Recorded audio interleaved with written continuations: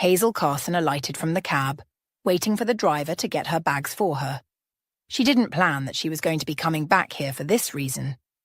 Of all times to come back here, her father decided to let go of this world in thickest time of cold. Winter. She hated it more than anything, even more now than ever. She felt a light tap on her forearm, causing her to shake out of her long train of thoughts. "Miss, are you all right?" the driver asked, looking concerned. Nodding, she handed the fare to him and grabbed her bags. "I'm all right, thank you." Not paying him any attention anymore, she began to walk up to the porch of the house she had lived in for 18 years of her life. It wasn't like she wanted to care one bit about her father's death. She just couldn't leave it either. Her father was still the man who sang her lullabies to bed and made her hair in a bun, because she asked. When the call came in for her to come over, she felt numb all over. It took a while before she was able to snap out of it. Hazel stepped onto the porch and a wave of nostalgia washed over her. Everything looked exactly as she'd left it. The same worn wooden boards, polished to a soft sheen by years of footsteps. Her father's old rocking chair sat empty, yet still seemed to hold his presence, as if waiting for him to return and resume his gentle swaying. She was surprised that it was still this way, because Mia liked everything modern in the house. She raised her hand to knock when the door was suddenly opened. Mia, her stepmother, was still clad by her nightrobe, which hung loosely around her shoulders. Her hair looked so silky as tendrils fell forward on her face. "Oh, it's you." "Oh?" Hazel threw her a questioning glance. "Were you expecting someone else?" She looked behind her to see if anyone was coming, but there was no one. "Don't mind me, come in." She stepped backwards, giving Hazel room to carry her bags, but not offering assistance in any way. For someone who just lost her husband, Mia looked like she was having the best time of her life. "Finally decided to show up, huh?" Mia had her back to her as she closed the door. "Well, make yourself at home?" Again. Hazel heaved a sigh, doing her best to keep her mouth shut. She had done that before, so she was still capable of doing it again. As expected, Mia hadn't changed one bit. "My room." Mia turned to face her and shrugged. "I'm sure you still remember how to walk there." Hazel watched as Mia went over to the kitchen, humming a funky sound. Mia didn't look like someone who just lost her husband. She looked like someone who was ready to have fun. "Besides, we all handle grief differently," she muttered to herself, carrying her bags in the direction of her old room. The sight she met made her jaw fall. The room was a disaster on its own, all cluttered with several bags and dusty as the Saharan desert. "How could you just leave my room like this, Mia?"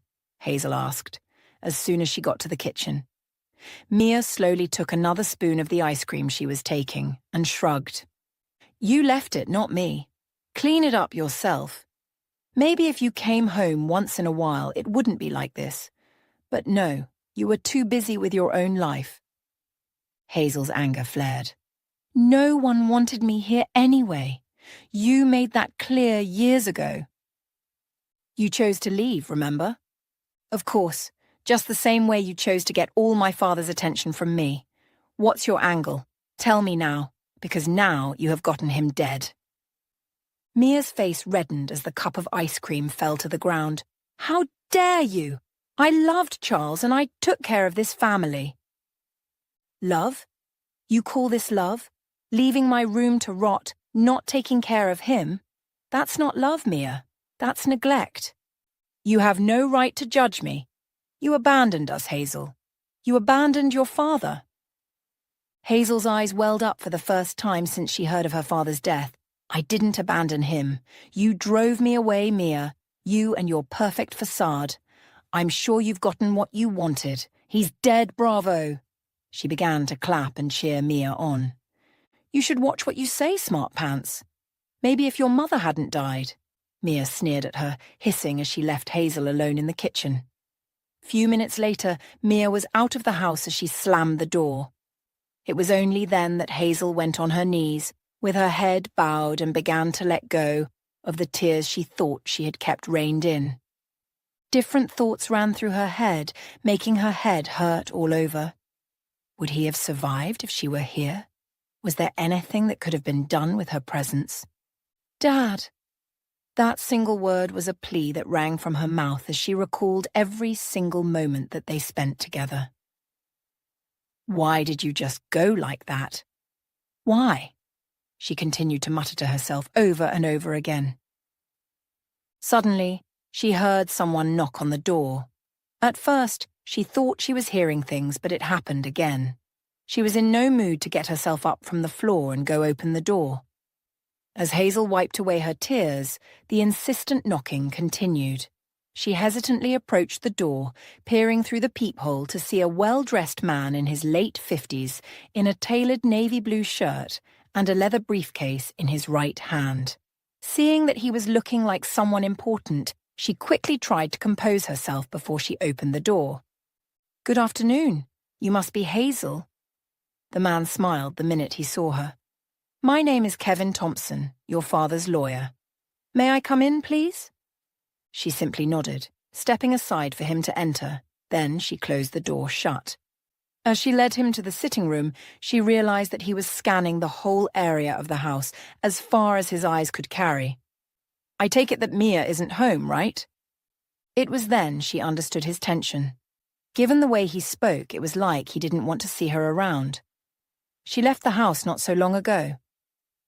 "All right, Miss Hazel. I need to discuss with you about your father's estate and some important matters that require your attention. Are you feeling up to it, or should I come another time?" "It's all right." She tried to keep her face composed, not to reveal any emotions. "It's just that I just got back. As long as it won't be too long." Kevin opened his briefcase, pulling out a stack of documents. "Hazel, your father's will is quite specific. He's left you—" He paused, scanning the documents before continuing. "The Riverside Clinic, all its assets and associated properties. He's also bequeathed you his investments, securities, and personal belongings." Hazel's eyes widened as Kevin handed her a folder containing the documents. "Your father was very clear about his wishes, Hazel.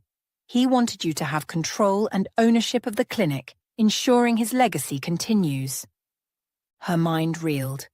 She had expected nothing, given her estrangement from her father.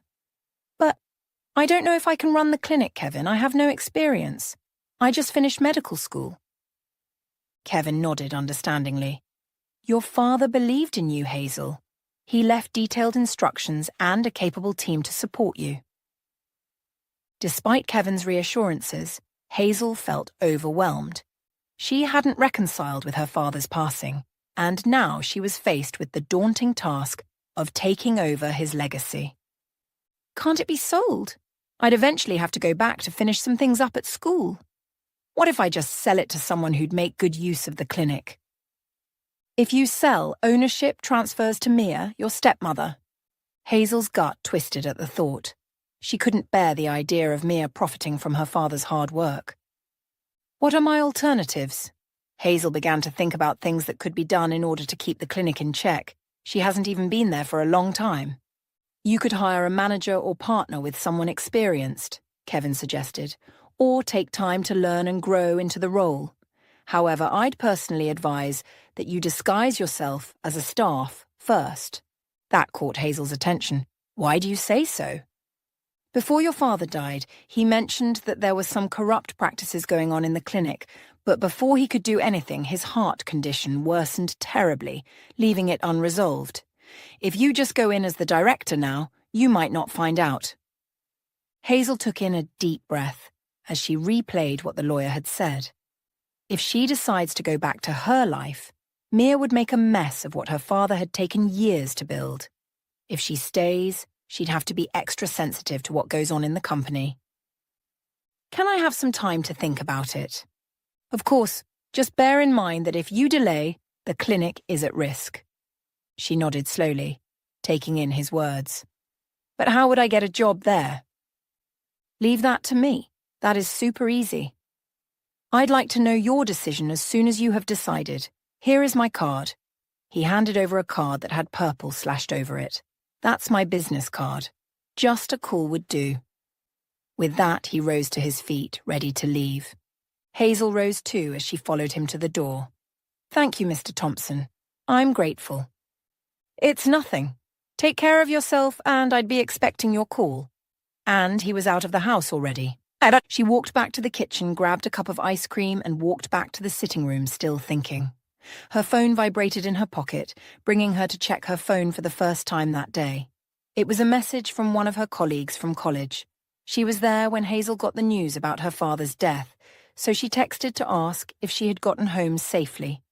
Hazel typed a quick reply, sent it, and switched off her phone immediately. She just wanted all the rest that she could get. "Your father believed in you, Hazel." She didn't doubt that one bit. Every first day of the week, her father would text her a good morning message, encouraging her and asking about her well-being.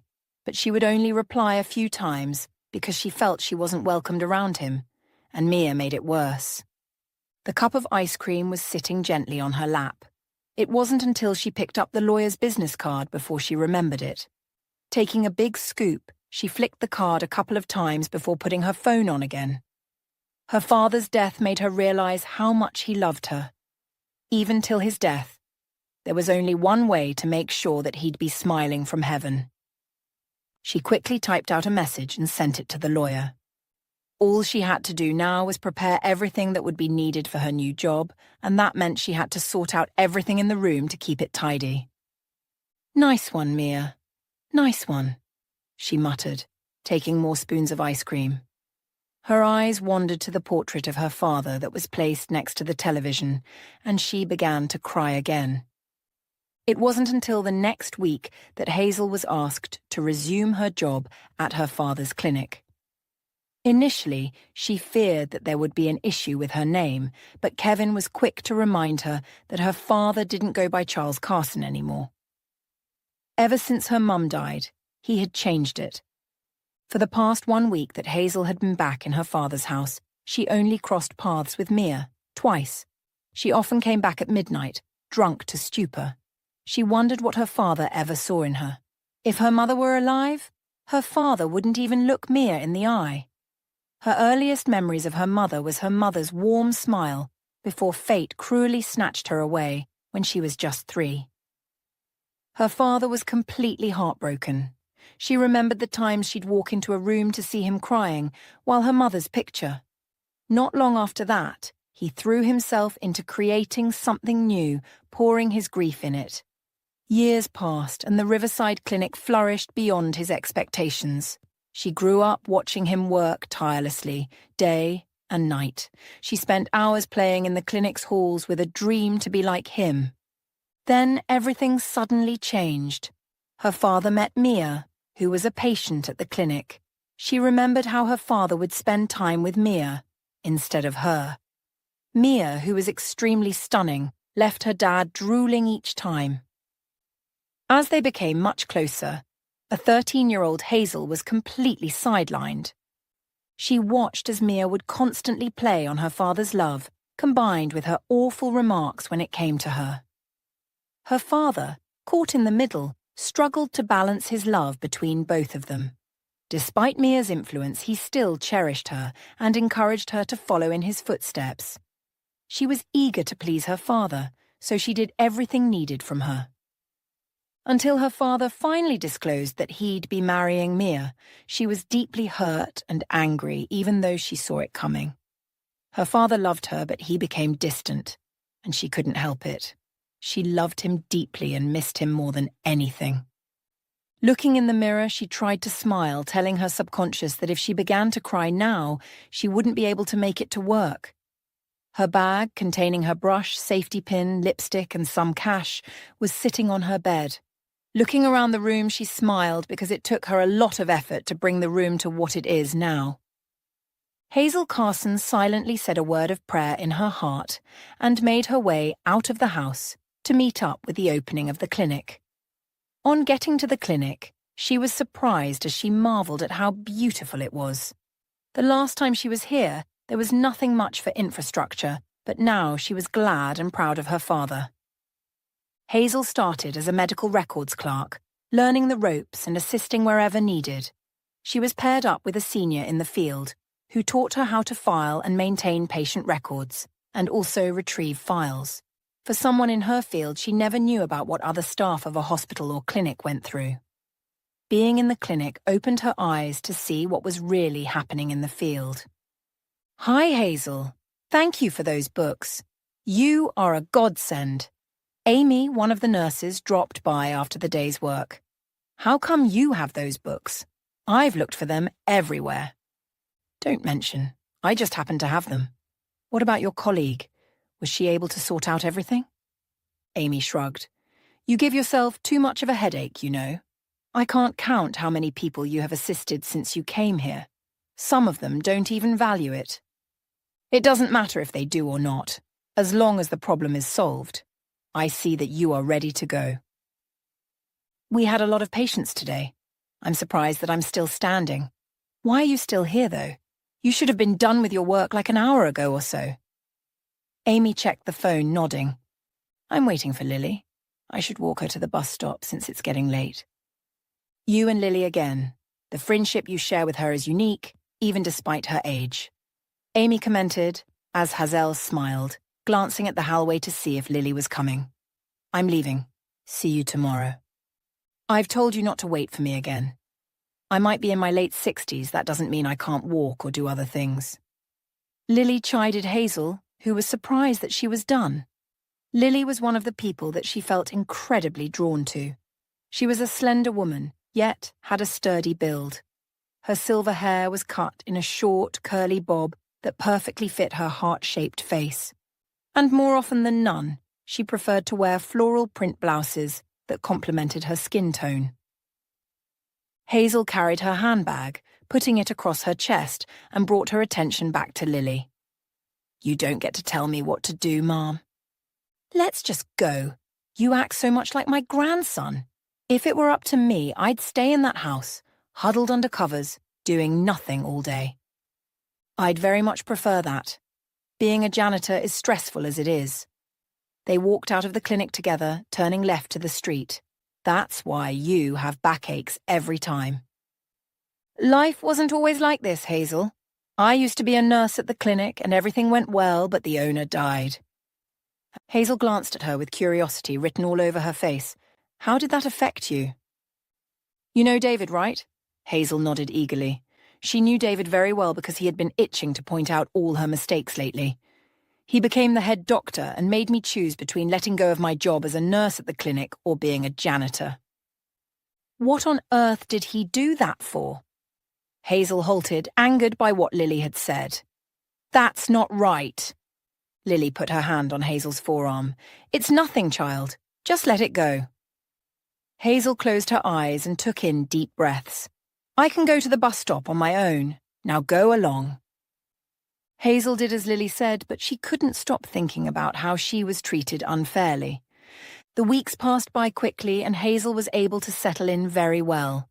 She hadn't seen Mia for weeks on end, and she wasn't about to bother about someone who would still talk down on her. Her day began quite early as she was needed to be at the clinic to sort things out. She started by reviewing patient files and preparing for the morning's appointments. As she sipped her iced Americano, she began to plan out certain schedules for David Feist, the head doctor. He had been making her do some of his assistant's work for a while now, not that she complained. Throughout the morning, she assisted the nurses and some doctors by fetching records and preparing exam rooms. It wasn't until her stomach growled that she remembered that she hadn't eaten anything solid, so she made her way to the cafeteria, where other staff were. As Hazel balanced her tray, scanning the cafeteria for a quiet spot, she sighted Lily not so far from where she stood. "Everyone, gather around. I have an important announcement," the head doctor announced, garnering the attention of everyone at the cafeteria. Hazel's eyes met Lily's, who beckoned her to come over. David cleared his throat, surveying the room with a self-important gaze. "As you know, our clinic's reputation relies on trust and integrity. Unfortunately, I've discovered a betrayal of that trust. It has come to my attention that medical supplies have gone missing." There were a series of gasps that echoed through the cafeteria, alongside murmurings from others. I was also shocked myself because we don't do that here. Everyone knows that we stand for the truth. That made me do a little bit of investigation, and it seems Hazel's excessive kindness was just a ruse to get to us. She's been stealing from us all this while." Another round of gasps echoed round the room as she felt their stares bore into her own body. Her face burned with anger, but she remained frozen, unable to say a word. David sneered, "I'm sure some of you are shocked, but I'm not. I've seen her overly friendly behaviour, always trying to gain attention." He looked round the room with a smug smile on his face. "I wanted to let her go, but I guess this is a better way." Hazel stood frozen, her tray still clutched in her hand as David's words hung in the air. The cafeteria fell silent as all eyes were on her. David's gaze lingered on her, expecting a reaction. But Hazel's expression remained neutral. She simply just shook her head. Without a word, she turned and walked away, her tray still in hand. The room erupted into whispers and murmurs, but Hazel didn't flinch. She pushed through the doors, leaving the cafeteria and its judgmental glances behind.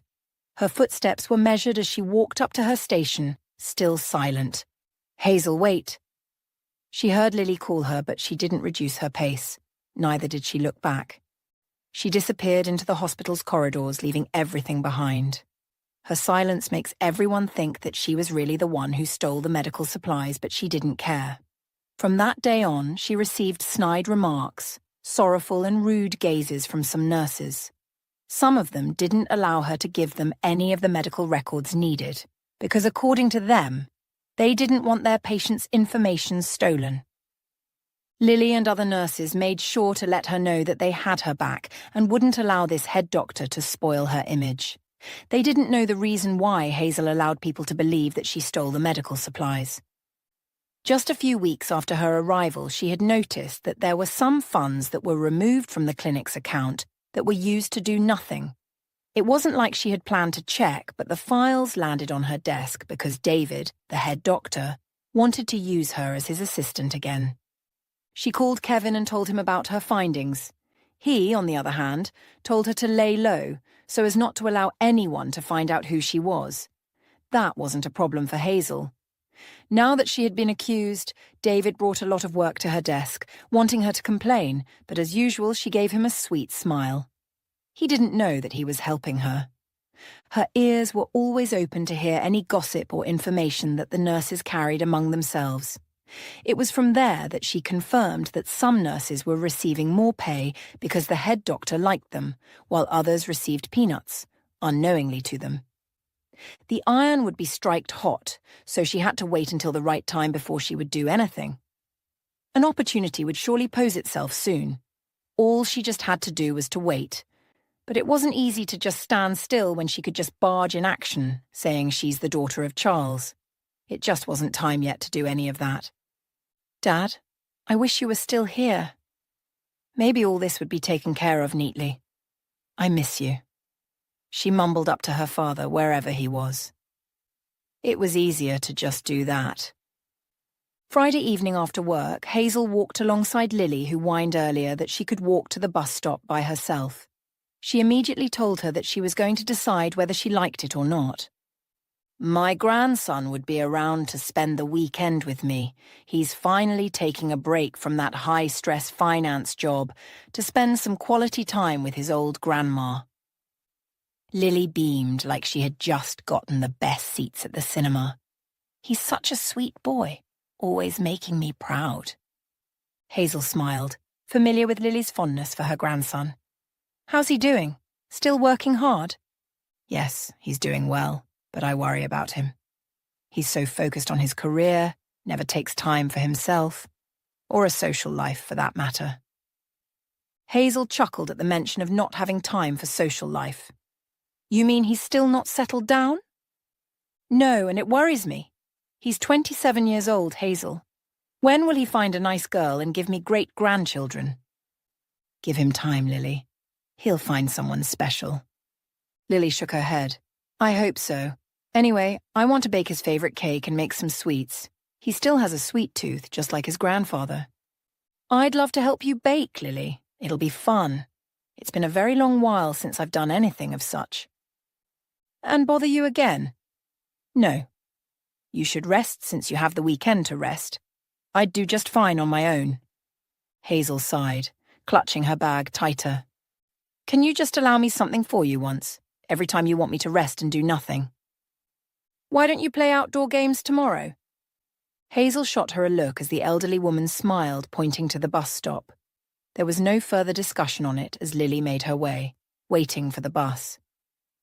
The next day, Hazel stood before the beautiful bungalow that boasted a cheerful yellow facade, which was complemented by nice flower beds and a clean green lawn.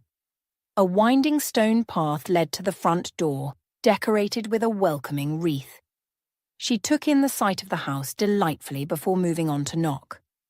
Her knock was answered by a surprised Lily, who opened the door with a flower-dusted apron round her waist. That was the exact expression I knew you would make. Forget that. How did you get here? I'm sure I haven't described where I stay. Hazel smiled involuntarily. I asked Nurse Thompson and she generously provided your address. She also said something like, "You are so famous and I'd find my way in no time." Lily's expression turned sheepish. Well, I suppose I can't turn you away. Come on in, dear. As she stepped in, her nose was quick to carry the enticing aromas of sweet treats and fresh coffee that reminded her of her father. Her eyes began to water almost immediately. What's wrong? Are you all right? The tears rushed forth shamelessly as Lily held her.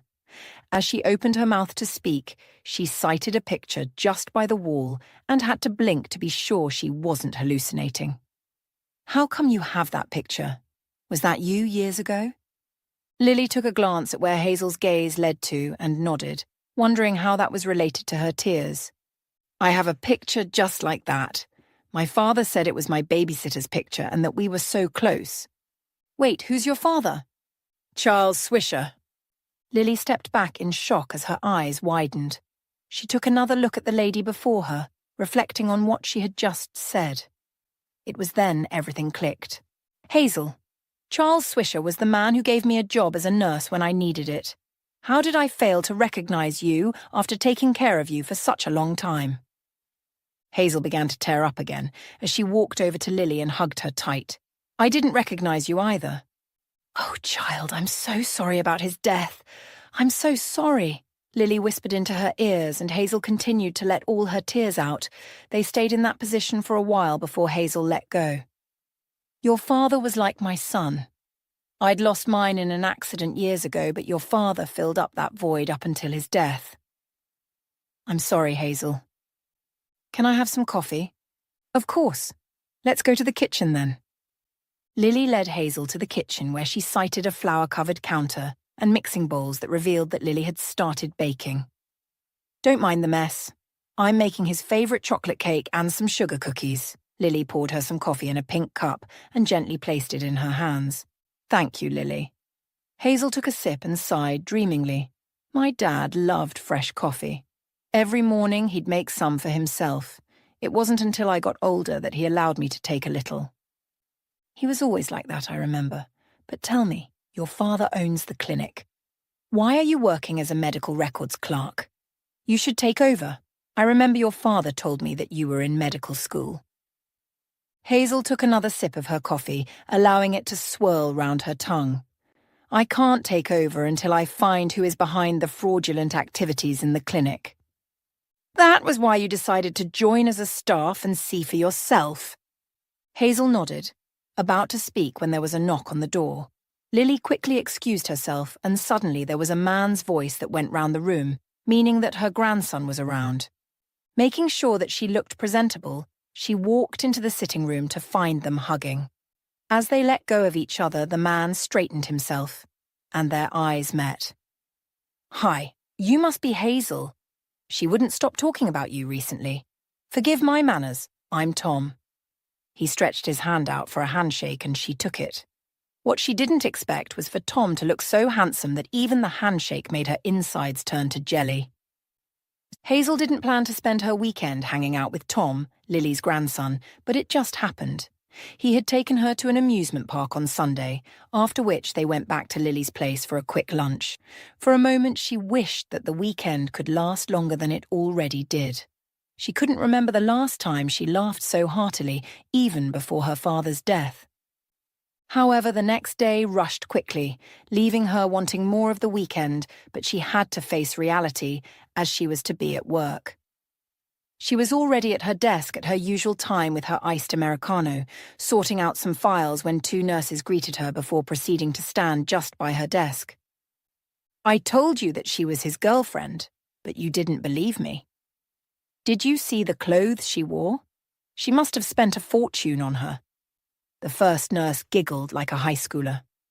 "They were literally all over each other a while ago despite it being so early. I think her name is Mia or something. It's none of my business, though. I don't want any issues with him." The first nurse sighed, gazing in the direction of the entrance of the clinic. "Let's go see if they are still there." As they waddled up to the entrance, Hazel was a bit curious too about David's girlfriend. Seeing that she could just quickly peek and return, she made her way to the entrance. She hadn't gotten to the entrance yet when her legs froze in its place. There she was, Mia, her late father's wife and her stepmother, giving the head doctor, David Feist, kisses on his lips. David held her so tight, like he wouldn't be able to let her go. Her legs felt so weak, and she didn't trust them to carry her back to her desk. If they were this chummy together, it meant it had been going on for a long while even before her father's death. Mia hadn't been home in weeks, meaning that she was definitely staying at David's place. She closed her eyes for a minute and made her way back to her desk. Something needed to be done. She thought long and hard about what to do, but nothing of importance came to mind. If she confronted David privately, he'd do all within his power to shut her off and probably put more accusations against her. There were certain things she also noticed about the activities going on in the clinic. Her position made it possible for her to review patients' files, and she noticed some excessive charges for unnecessary procedures. One of the patient's bills for a simple consultation was inflated with costly tests and medications that the patient didn't need. One time she had an opportunity to be in a meeting where a new medication was promoted at the clinic. It wasn't until later that she discovered that there was a lucrative contract between the clinic and the pharmaceutical company with incentives for each prescription. This wasn't made known to the nurses and some other doctors either. David was indeed at the center of it all. She remembered when a new nurse was brought to work and she watched as the nurse was struggling to administer a simple medication. At first, she thought that it was due to her being nervous until Lily told her that she was David's third cousin and the girl was clearly inexperienced. Lily had informed her previously about a time when there were discrepancies in a patient's file and how the doctor later admitted to altering the records to cover up the medical error, and he wasn't punished or anything of the sort. There were things that she needed to take care of as soon as possible. She picked up her phone and quickly sent a text to Kevin, requesting that he advise her. He was one person that she could trust, because her father really trusted him. "You okay? I saw you dazed a minute ago," one of the nurses asked as she was about to pass by. Hazel smiled as her heart warmed at the way people were still concerned about her. "I'm all right, thank you." The nurse nodded and went her way. Ever since the incident at the cafeteria, some nurses gave her the cold shoulder, while some checked up on her every now and then. It seemed like they knew that she didn't do what she was accused of. She went about her daily activities, making sure she had the right reports and files. It was lunchtime when her phone buzzed in her pocket. Checking it, she smiled. Kevin had texted her, saying that he'd be at the clinic soon. According to him, almost all the staff knew him as Charles's lawyer and also the person in charge of anything involving law and the court. His presence was highly important for what would happen soon. The next few minutes passed and she met him at the entrance of the clinic. "You said something about letting everyone know. Do we have to call a meeting or what?" "The cafeteria is quite full now. Let's use that to our advantage. Those who aren't there would get the news on time because there'd be a lot of side talks." They made their way to the cafeteria and Hazel could feel everyone's eyes on them. "Good day, everyone. May I get your attention? Kevin waited, allowing their attention to be on him solely. I'm sure many of you know who I am. If you don't, I'm Mr. Kevin Thompson, late Mr. Charles's lawyer. I don't mean to take too much of your time, but Mr. Charles left a will stating that all his properties be given to Miss Hazel. The almost quiet cafeteria became noisier than ever because of the shocking news. That isn't possible. Charles's daughter can't be Hazel. I'm sure of that. I don't know what you were playing at, David charged at Hazel and Kevin, huffed up. Did you bother to check his table ever since his death? You didn't even tell anyone to clean up his office. I'm Hazel Carson, and his will is written here in his writing and his signature is there. The whole room went quiet again, the murmurs subsiding as they waited to see what would come next. David's eyes narrowed. That's not possible. Charles would never leave the clinic to... He glanced at Hazel with disdain written all over his face. You're just a stranger claiming to be his daughter. Anyone can forge a will. I assure you, David, this is genuine. Kevin, show him the will again. Kevin hesitated, then handed David the document. David scanned it, checking every word over and over again. This could be a fake, David insisted. Charles's handwriting was distinctive. I've seen it countless times. This could be a forgery. David, stop denying the truth. My father's lawyer verified the will's authenticity. You're just trying to protect your own interests. The room fell silent, awaiting David's response. His eyes darted between Hazel and Kevin, and he sighed angrily. His daughter just finished from medical college. You might want to step out and call Mia. She'd be able to explain if I'm his daughter or not. David took a step back, realizing that all of it was actually true. Can we go to a private place and talk? His voice became subdued as he moved closer to her. David, your actions have compromised patient care and betrayed my father's legacy. You're fired. Effective immediately. David's mask of charm crumbled, revealing a desperate man. Hazel, please. We can work through this. I'll do anything. I'll make it right. I promise. Your anything has harmed innocent people. You've exploited this clinic for personal gain. It's too late for apologies.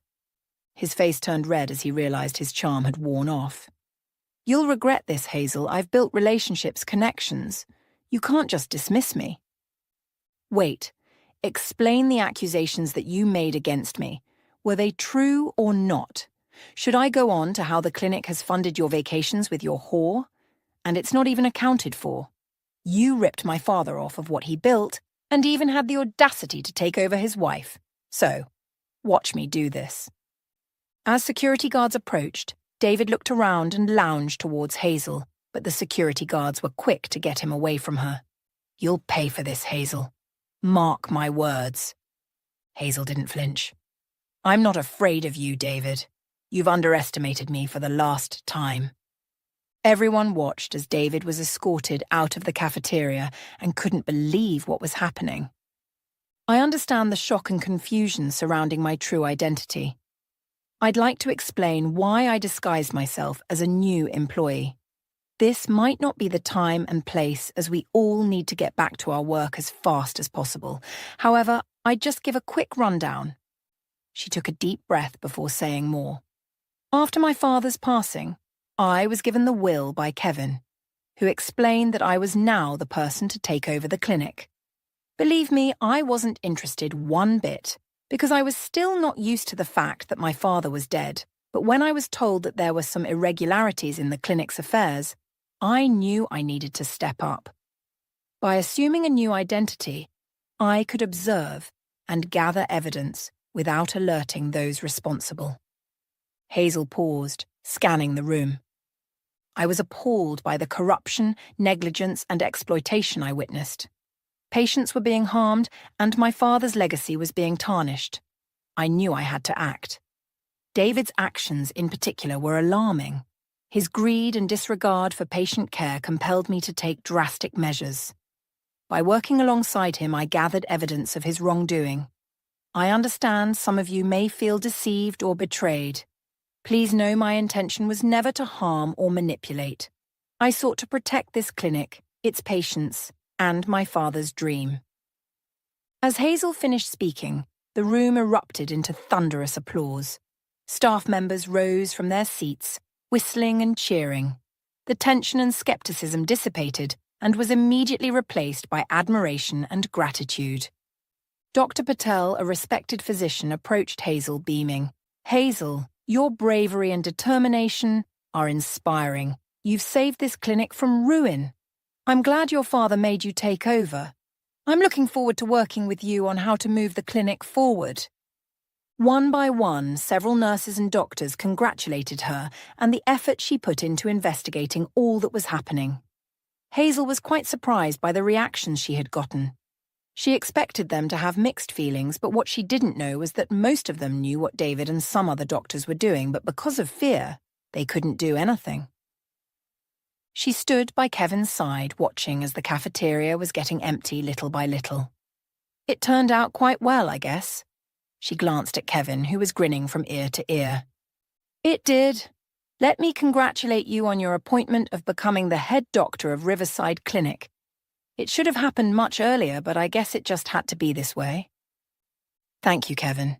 It wouldn't have been possible if not for your contribution. Don't let me keep you here." She motioned towards the door, realizing that he would have other things to do. "I'd reach out to you concerning some other things that would need to get sorted out too," she continued as they walked out of the clinic. "Congratulations once again, Hazel. You deserve this." Kevin smiled as he made his way to the cab that was waiting for him. Hazel was already walking back into the clinic when she heard someone call her name, and as she turned, it was Mia. She wore a black leather bodycon that had a V-shaped neckline, showing her cleavage much. A Hermes bag was on her shoulder and she wore her Jimmy Choo. Her eyes widened in alarm as her voice trembled slightly. "Hazel, what are you doing here?" "I could ask you the same thing, Mia. What are you doing here, because I know you never came here to see my father when he was alive?" "What do you mean? I'm just asking because you ought to be at school. Why are you still here?" Hazel smiled, shaking her head. "If you had come to the house just once, you'd have known that I never left at all. But I realized that you must have been chilling at David's house." "That's such a harsh accusation. I just knew David from a long time back, and I didn't come home because it reminded me too much of Charles." "Save your cock and bull story for someone else, Mia. Tell me, why would you kiss him like there was no tomorrow? You weren't even ashamed to kiss him out in public. I also went through the clinic's account and found out that he had been sending you money from the clinic's fund, even before my father fell ill." Mia looked sideways, putting her hand on her head. "It isn't what you think. Just let me give an explanation. Same thing your boyfriend tried to do earlier, not that I'm interested anyway." Hazel clasped her hands together like she was praying. "I'm sure you've come to see him. You should call him because he's no longer working here." Mia suddenly walked up to Hazel, holding her hands. "What do you mean by he's no longer working here? He's the head doctor of this clinic." "He was. Not anymore, Mia. My father willed the clinic to me, Mia. I'm now the head doctor. Please do well to tell him to come get his belongings before the end of the week. If he doesn't, it will end up in the bin." She turned towards the clinic, heading inside, leaving Mia too stunned to utter a word. A week had passed since the tumultuous events at the clinic. Hazel had successfully ousted David and Mia, and a sense of calm had returned. She had begun her executive duties after the whole issue was sorted out. She called for a meeting the past weekend, where there were a series of discussions on how to improve the clinic and also the well-being of the staff. Knowing that it was impossible for her to do it alone, she also asked for their advice. The weekend got much better when Tom asked if she could join him for dinner. She agreed quickly, knowing it was something she so much wanted. He gave her several pieces of advice on how she could manage the clinic funds, start compulsory savings for staff, and how to calculate profit. One thing that struck her about him was the way he listened to her. He wouldn't even interrupt her once. Instead, he waited until she was done before asking questions. It was another new week, and she was concerned about one thing. When she had told Mia that she was now the head doctor, she didn't really mean it. There were a lot of things that were to be put in place, things that she felt she couldn't handle. "Lily, can I talk to you for a moment?" Hazel asked, standing by the entrance of the room where Lily was taken care of. Lily glanced at the doorway, nodding. "Of course, Hazel." "I've been thinking. With the clinic's new direction, I'd like to offer you the position of head doctor." Lily's hands hung midway as she blinked her eyes like she wasn't seeing right. "Me? Head doctor? Oh, Hazel, you're joking. I know nothing when it comes to being a head doctor. After all, it's not my name in the will. It's yours, dear." Hazel's expression remained serious. "I'm completely serious, Lily. You're an exceptional doctor, and the staff respects you." Lily shook her head, still chuckling. "I'm flattered, but I'm not suited for such an important role. I'm happy being a janitor." "Remember that my father trusted you to be a nurse. Now I'm trusting you to do better. I believe that you can do better than that time." Lily stopped what she was doing completely, giving Hazel her full attention. "It's been a long time since that happened, dear. I'm serious when I say I'm not suited for such." Hazel saw sense in what Lily was saying. Times had changed, and she couldn't take on the role as she would have been able to. "I'm always here, dear. If there's something that you believe that you need help on, come here. I'd do my best to help in any way that I can." "What about Tom? We discussed how to manage the clinic's finances, but I'm not so good in that area. I'd need his help." Lily beamed. "You both are like two peas in a pod. I'm so proud of what you share, Hazel. He mentioned a few things on ways he could help, so I suggest that you work with him in that aspect. That way there wouldn't be too much workload on you. Now hurry along. I'm sure you have things to do." Hazel did a little victory dance before going into the room and giving Lily a hug. "I'll see what can be done and don't miss me too much." She sauntered out of the room with her phone in hand as she texted Tom on the latest development. They were a great duo. 6 months later, Hazel stood before the mirror, watching as her wedding gown shimmered in the soft light. She gazed at her reflection, thinking of how the past 6 months went by. The clinic's transformation to becoming known worldwide due to several surgeries that were carried out by the exceptional surgeons, Lily's decision to stop working as a janitor and finally rest, Tom's unwavering support, and her own personal journey. There were times when it seemed like she went away from everyone due to stress, but Tom, her ever-patient man, would calmly call her back. At a point, David actually carried out his threats by going to other clinics and trying to spoil the relationship that Riverside Clinic had with them, but he was greatly disappointed. She would have taken legal action against him and Mia after the incident just to get closure, but it was of no use. Her father wouldn't have wanted that. Her eyes dropped to the ring on her finger, a stunning platinum band designed with a radiant diamond and 2 smaller sapphires. The sapphires reminded her of how her father would play with her, with glitter, not minding the ones that got on his body. She was often reminded of her childhood memories ever since her dad died. It hurt her that he wasted his time and efforts on Mia, who never deserved any of it. As she gazed at the ring, a lump formed in her throat.